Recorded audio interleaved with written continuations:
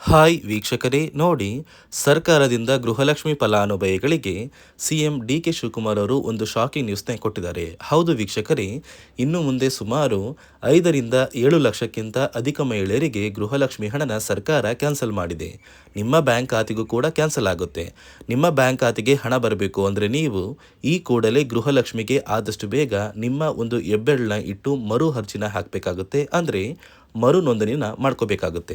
ನೀವು ಹೇಗೆ ಮರು ನೋಂದಣಿ ಮಾಡ್ಕೋಬೇಕು ಮತ್ತು ಸರ್ಕಾರದಿಂದ ಗೃಹಲಕ್ಷ್ಮಿ ಹಣ ಯಾರಿಗೆಲ್ಲ ಕ್ಯಾನ್ಸಲ್ ಆಗಿ ಯಾರಿಗೆಲ್ಲ ಬರ್ತಾ ಇದೆ ಅಂತ ತಿಳಿಸ್ಕೊಡ್ತೀನಿ.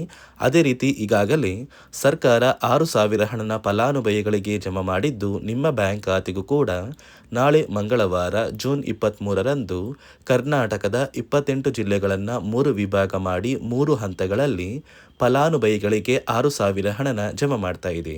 ಅದೇ ರೀತಿ ರೇಷನ್ ಕಾರ್ಡ್ ದಾರರಿಗೂ ಕೂಡ 3 ಭರ್ಜರಿ ಗುಡ್ಡಿಸ್ನ ಕೊಟ್ಟಿದೆ ಮತ್ತು ಹೊಸ ರೇಷನ್ ಕಾರ್ಡ್ಗೆ ಅರ್ಜಿ ಕೂಡ ಸ್ವೀಕಾರ ಮಾಡ್ತಾ ಇದೆ. ಹಾಗಾದರೆ ಸರ್ಕಾರದಿಂದ ಬಂದಿರುವ ಮಾಹಿತಿ ಏನು ಅಂತ ತಿಳ್ಕೊಳ್ಳೋಣ. ಅದಕ್ಕಿಂತ ಮೊದಲು ನೋಡಿ ವೀಕ್ಷಕರೇ, ನೀವೇನಾದ್ರೂ ನನ್ನ ಚಾನಲ್ನ ಸಬ್ಸ್ಕ್ರೈಬ್ ಆಗದೆ ಆಗಿ ವಿಡಿಯೋ ನೋಡ್ತಾ ಇದ್ರಿ, ದಯವಿಟ್ಟು ಪ್ರತಿಯೊಬ್ಬರು ಚಾನಲ್ನ ಸಬ್ಸ್ಕ್ರೈಬ್ ಮಾಡಿಕೊಂಡು ಹಾಗೆ ವಿಡಿಯೋಗೆ ಒಂದು ಲೈಕ್ನ ಕೊಡಿ. ಹೌದು ಸ್ನೇಹಿತರೆ, ಸರ್ಕಾರ ಗೃಹಲಕ್ಷ್ಮಿ ಯೋಜನೆಗೆ ಕೆಲವು ಹೊಸ ಬದಲಾವಣೆಗಳನ್ನ ಜಾರಿಗೆ ತಂದಿದೆ. ನೀವು ಇನ್ನು ಮುಂದೆ ಪ್ರತಿ ತಿಂಗಳು ಗೃಹಲಕ್ಷ್ಮಿ ಹಣನ ಪಡಿಬೇಕು ಅಂದರೆ ನೀವು ಆ ಒಂದು ಬಯೋಮೆಟ್ರಿಕ್ ಮಷಿನ್ ಮೇಲೆ ನಿಮ್ಮ ಒಂದು ಬೆರಳನ್ನ ಇಟ್ಟು ಪ್ರತಿ ತಿಂಗಳು ಹಣ ಪಡಿಬೇಕಾಗುತ್ತೆ.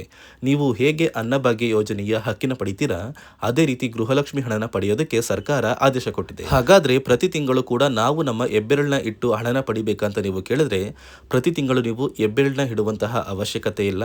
ಇದೇ ಒಂದು ಬಾರಿ ಅಂದ್ರೆ ಈ ಜೂನ್ ತಿಂಗಳಲ್ಲಿ ನಿಮ್ಮ ಊರಿಗೆ ಸಂಬಂಧಪಟ್ಟ ಗ್ರಾಮ 1 ಅಥವಾ ಕರ್ನಾಟಕ 1 ಅಥವಾ ಇತರೆ ಸೇವಾ ಕೇಂದ್ರಕ್ಕೆ ನೀವು ಹೋಗಿ ನಿಮ್ಮ ಒಂದು ಹೆಬ್ಬೆರಳನ್ನ ಇಟ್ಟು ನೀವು ಗೃಹಲಕ್ಷ್ಮಿ ಯೋಜನೆಗೆ ಮರು ನೋಂದಣಿ ಮಾಡ್ಕೋಬೇಕು. ಹೀಗೆ ಮರು ನೋಂದಣಿ ಮಾಡಿಕೊಂಡ್ರೆ ನೀವು ಇನ್ನ ಕೂಡ ಗೃಹಲಕ್ಷ್ಮಿ ಹಣನ ಪಡಿತಾ ಇದ್ದೀರಾ ಮತ್ತು ಫಲಾನುಭವಿಗಳು ಮರಣ ಹೊಂದಿಲ್ಲ ಅಂತ ಸರ್ಕಾರಕ್ಕೆ ತಿಳಿದು ಬಂದು ಇನ್ನು ಮುಂದೆ ಪ್ರತಿ ತಿಂಗಳು ಕೂಡ ನಿಮ್ಮ ಬ್ಯಾಂಕ್ ಖಾತೆಗೆ ಗೃಹಲಕ್ಷ್ಮಿ ಹಣನ ಜಮಾ ಮಾಡುತ್ತೆ. ಹಾಗಾದರೆ ಸರ್ಕಾರದಿಂದ ಏಕೆ ಈ ಬದಲಾವಣೆಗಳು ಬಂದಿದೆ ಅಂತ ಕೂಡ ತಿಳಿಸ್ಕೊಡ್ತಾ ಇದ್ದೀನಿ. ಅದಕ್ಕಿಂತ ಮೊದಲು ನಾಳೆ ಮಂಗಳವಾರ ಜೂನ್ 23ರಂದು ಕರ್ನಾಟಕದ ಒಟ್ಟು 28 ಜಿಲ್ಲೆಗಳನ್ನು 3 ವಿಭಾಗ ಮಾಡಿ 3 ಹಂತಗಳಲ್ಲಿ ಹಣ ಜಮಾ ಮಾಡ್ತಾ ಇದ್ದು ನಿಮ್ಮ ಬ್ಯಾಂಕ್ ಖಾತೆಗೆ ಈ ಜೂನ್ ತಿಂಗಳ 32ನೇ ಕಂತು, ಮೇ ತಿಂಗಳ 31ನೇ ಕಂತು ಹಾಗೂ ಏಪ್ರಿಲ್ ತಿಂಗಳ ಹಣ ಬಂದಿಲ್ಲ ಅಂದರೆ ಏಪ್ರಿಲ್ ತಿಂಗಳ 30ನೇ ಕಂತಿನ ಹಣ ಕೂಡ ಬರ್ತಾ ಇದ್ದು ಮೊದಲ ಒಂದು ಹಂತದಲ್ಲಿ ಬೆಂಗಳೂರು ವಿಭಾಗಕ್ಕೆ ಹಣ ಬರ್ತಾ ಇದ್ದು ಬೆಂಗಳೂರು ನಗರ, ಬೆಂಗಳೂರು ಗ್ರಾಮಾಂತರ, ರಾಮನಗರ, ಚಿಕ್ಕಬಳ್ಳಾಪುರ, ಚಿತ್ರದುರ್ಗ, ದಾವಣಗೆರೆ, ಕೋಲಾರ, ಶಿವಮೊಗ್ಗ, ತುಮಕೂರು. ಅದೇ ರೀತಿ 2ನೆಯ ಹಂತದಲ್ಲಿ ಬೆಳಗಾವಿ ವಿಭಾಗಕ್ಕೆ ಹಣ ಬರ್ತಾ ಇದ್ದು ಬಾಗಲಕೋಟೆ, ಬೆಳಗಾವಿ, ವಿಜಯಪುರ, ಧಾರವಾಡ, ಗದಗ, ಹಾವೇರಿ, ಉತ್ತರ ಕನ್ನಡ, ಬಳ್ಳಾರಿ, ಬೀದರ್, ಕಲಬುರಗಿ, ರಾಯಚೂರು, ಯಾದಗಿರಿ ಮತ್ತು ವಿಜಯನಗರ ಮತ್ತು 3ನೆಯ ಕೊನೆಯ ಹಂತದಲ್ಲಿ ಮೈಸೂರು ವಿಭಾಗಕ್ಕೆ ಹಣ ಬರ್ತಾ ಇದ್ದು ಚಾಮರಾಜನಗರ, ಚಿಕ್ಕಮಗಳೂರು, ದಕ್ಷಿಣ ಕನ್ನಡ, ಹಾಸನ, ಕೊಡಗು, ಮಂಡ್ಯ, ಮೈಸೂರು, ಉಡುಪಿ ಹೀಗೆ 3 ಹಂತಗಳಲ್ಲಿ ಪ್ರತಿ ಫಲಾನುಭವಿಗಳಿಗೆ ಸರ್ಕಾರ ಹಣ ಜಮಾ ಮಾಡ್ತಾ ಇದೆ. ಆದರೆ ನಿಮ್ಮ ಬ್ಯಾಂಕ್ ಖಾತೆಗೆ ಹಣ ಬರುತ್ತೋ ಬರೋದಿಲ್ವೋ ಅಂತ ನೀವು ತಿಳ್ಕೋಬೇಕು ಅಂದರೆ ನೀವು ಈ ಕೂಡಲೇ ಗ್ರಾಮ 1 ಮತ್ತು ಕರ್ನಾಟಕ 1 ಸೇವಾ ಕೇಂದ್ರಕ್ಕೆ ಹೋಗಿ ನಿಮ್ಮ ಒಂದು ಬೆರಳನ್ನ ಇಟ್ಟು ಬಯೋಮೆಟ್ರಿಕಲ್ಲಿ ನೀವು ಮರು ನೋಂದಣಿನ ಮಾಡ್ಕೋಬೇಕು. ನಿಮ್ಮ ಬ್ಯಾಂಕ್ ಖಾತೆಗೆ ಗೃಹಲಕ್ಷ್ಮಿ ಯೋಜನೆಯ 3 ತಿಂಗಳ 6,000 ಹಣ ಜಮಾ ಆಗಬೇಕು ಅಂದರೆ ನೀವು ಆದಷ್ಟು ಬೇಗ ಗೃಹಲಕ್ಷ್ಮಿಗೆ ಮರು ಅರ್ಜಿನ ಹಾಕೋದು ಕಡ್ಡಾಯ. ಯಾವ ಕಾರಣಕ್ಕೆ ನೀವು ಮರು ಅರ್ಜಿ ಹಾಕಬೇಕು ಅಂತ ಕೂಡ ತಿಳಿಸ್ಕೊಡ್ತಾ ಇದ್ದೀನಿ. ನೋಡಿ ವೀಕ್ಷಕರೇ, ಸುಮಾರು 2ರಿಂದ 3 ಲಕ್ಷಕ್ಕಿಂತ ಅಧಿಕ ಮಹಿಳೆಯರಿಗೆ ಗೃಹಲಕ್ಷ್ಮಿ ಹಣನ ಸರ್ಕಾರ ಕ್ಯಾನ್ಸಲ್ ಮಾಡಿದೆ. ಯಾಕಂದರೆ ಈ 3 ಲಕ್ಷಕ್ಕಿಂತ ಅಧಿಕ ಫಲಾನುಭವಿಗಳ ಬ್ಯಾಂಕ್ ಖಾತೆಗೆ ಪ್ರತಿ ತಿಂಗಳು ಗೃಹಲಕ್ಷ್ಮಿ ಹಣ ಜಮಾ ಆಗ್ತಾ ಇತ್ತು. ಸುಮಾರು ಸಾಕಷ್ಟು ಫಲಾನುಭವಿಗಳು ಮರಣ ಹೊಂದಿದ್ದಾರೆ. ಆ ಮರಣ ಹೊಂದಿರುವ ಫಲಾನುಭವಿಗಳ ಒಂದು ಸಂಖ್ಯೆ 2 ಲಕ್ಷಕ್ಕಿಂತ ಜಾಸ್ತಿ ಇದೆ. ಇದೇ ಕಾರಣಕ್ಕೆ ಪ್ರತಿ ಫಲಾನುಭವಿಗಳು ಗೃಹಲಕ್ಷ್ಮಿಗೆ ಮರು ಅರ್ಜಿನ ಹಾಕಿ ನಿಮ್ಮ ಬ್ಯಾಂಕ್ ಖಾತೆಗೆ ನೀವು ಹಣ ಪಡಿಬೇಕು.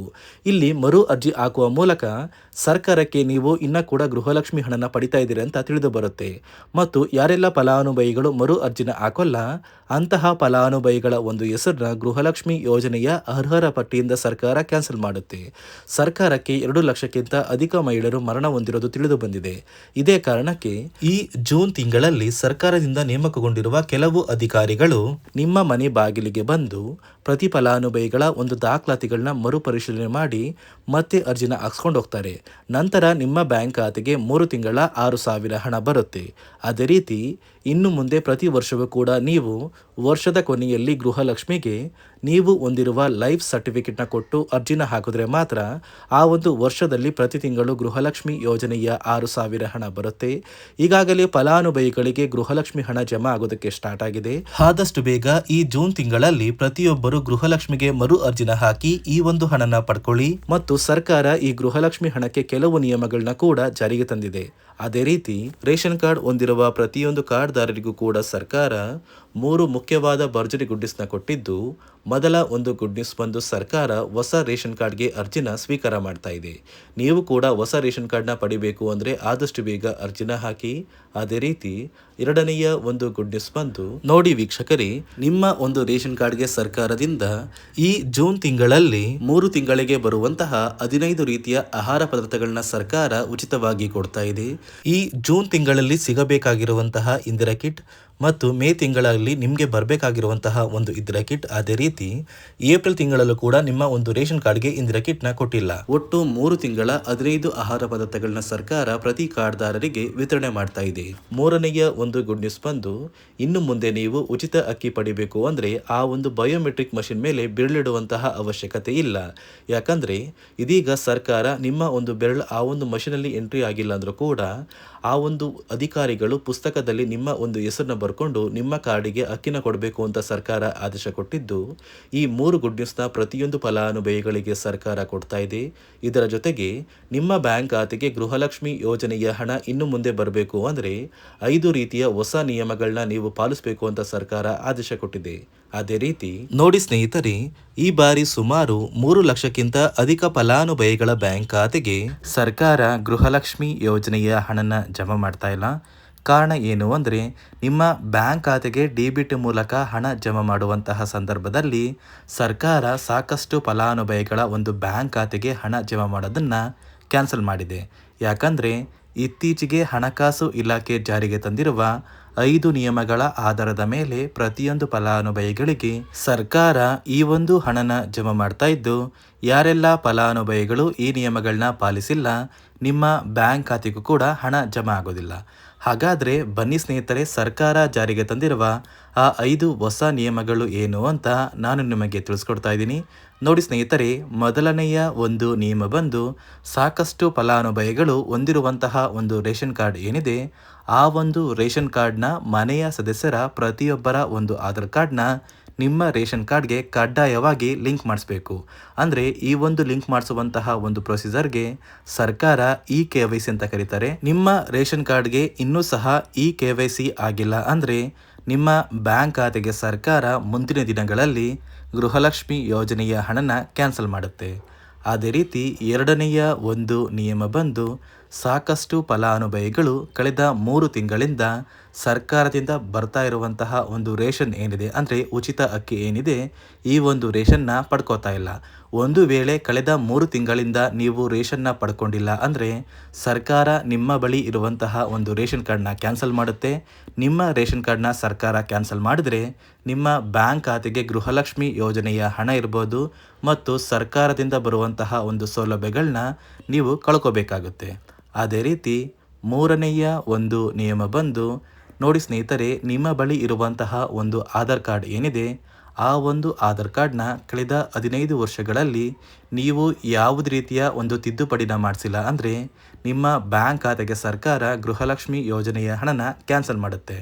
ಯಾಕಂದರೆ ಸರ್ಕಾರದಿಂದ ಬಂದಿರುವಂತಹ ಒಂದು ಆದೇಶದ ಪ್ರಕಾರ ಪ್ರತಿಯೊಂದು ಫಲಾನುಭವಿಗಳು ಕಳೆದ 15 ವರ್ಷಗಳಲ್ಲಿ ಯಾವುದೇ ರೀತಿಯ ಒಂದು ತಿದ್ದುಪಡಿನ ನಿಮ್ಮ ಆಧಾರ್ ಕಾರ್ಡ್ಗೆ ನೀವು ಮಾಡಿಸಿಲ್ಲ ಅಂದರೆ ಕಡ್ಡಾಯವಾಗಿ ಆದಷ್ಟು ಬೇಗ ನಿಮ್ಮ ಆಧಾರ್ ಕಾರ್ಡ್ಗೆ ತಿದ್ದುಪಡಿನ ಮಾಡಿಸಿ.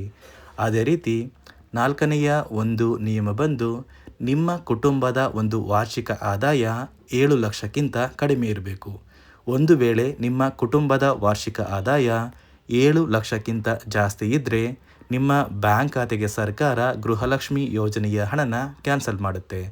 ಅದೇ ರೀತಿ 5ನೆಯ ಒಂದು ನಿಯಮ ಬಂದು, ನಿಮ್ಮ ಕುಟುಂಬದ ಸದಸ್ಯರು ಅಥವಾ ಗೃಹಲಕ್ಷ್ಮಿ ಯೋಜನೆಯ ಫಲಾನುಭವಿಗಳು ಯಾರು ಕೂಡ ಸರ್ಕಾರಿ ನೌಕರರಾಗಿ ಕಾರ್ಯನಿರ್ವಹಿಸ್ತಾ ಇರಬಾರ್ದು.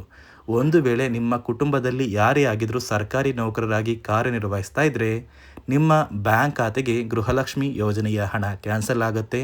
ಈ 5 ನಿಯಮಗಳ ಆಧಾರದ ಮೇಲೆ ಪ್ರತಿಯೊಂದು ಫಲಾನುಭವಿಗಳಿಗೆ ಸರ್ಕಾರ ಹಣ ಜಮಾ ಮಾಡ್ತಾ ಇದೆ.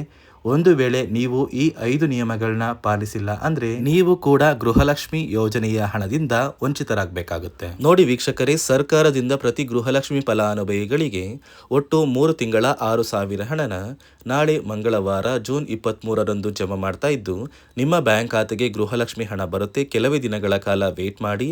ಮತ್ತು ರೇಷನ್ ಕಾರ್ಡ್ ದಾರರಿಗೂ ಭರ್ಜರಿ ಗುಡ್ಡಿಸ್ನ ಕೊಟ್ಟಿದ್ದು ಎಲ್ಲ ರೀತಿಯ ಸೌಲಭ್ಯ ನಿಮ್ಮ ಕಾರ್ಡಿಗೆ ಸಿಗುತ್ತೆ ಅಂತ ಹೇಳ್ತಾ, ಇದಿಷ್ಟು ಸರ್ಕಾರದಿಂದ ಬಂದಿರುವ ಮಾಹಿತಿಯಾಗಿದೆ. ನಾನು ಕೊಟ್ಟಿರುವ ಮಾಹಿತಿ ನಿಮಗೆ ಇಷ್ಟ ಆಗಿದ್ದಲ್ಲಿ ನನ್ನ ಚಾನೆಲ್ನ ಸಬ್ಸ್ಕ್ರೈಬ್ ಮಾಡಿಕೊಂಡು ಹಾಗೆ ವಿಡಿಯೋಗೆ ಒಂದು ಲೈಕ್ನ ಕೊಡಿ.